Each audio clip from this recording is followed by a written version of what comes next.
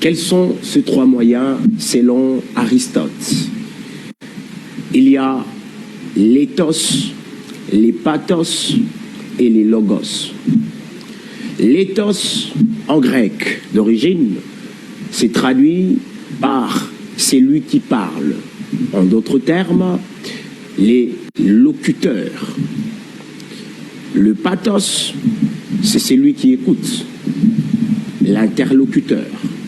Et en fin de compte, les logos, c'est ce qui est dit ou encore la parole.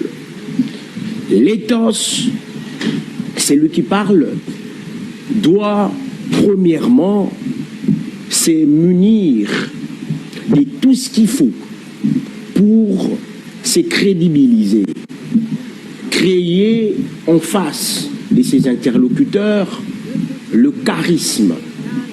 Le charisme en rhétorique, c'est défini par la notion ou le taux de crédibilité qu'a un locuteur face à ceux qui l'écoutent. Alors, après le tos, nous avons le pathos. Pathos, c'est-à-dire c'est lui qui écoute ou encore les interlocuteurs. Lorsque vous voulez parler, lorsque vous êtes prêt, fin à faire un discours, mesdames et messieurs, vous devez premièrement connaître qui sont en face de vous, qui vous écoute, quel genre de discours aimerait-il entendre? Parce que lorsque l'on parle, on emploie l'éloquence. L'éloquence est l'art de mouvoir.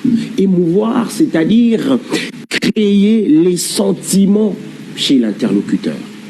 Et donc, pour créer les sentiments, pour créer, l'émotion, voulais-je dire, vous devez créer ce qu'on appelle de la sympathie.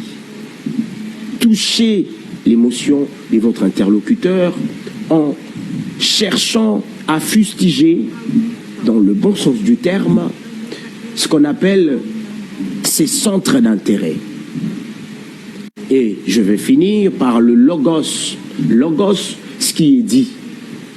Ces points est les plus essentiels de tous ces trois que je viens d'énumérer. Et donc, chers téléspectateurs, logos est les plus importants, les plus capitaux.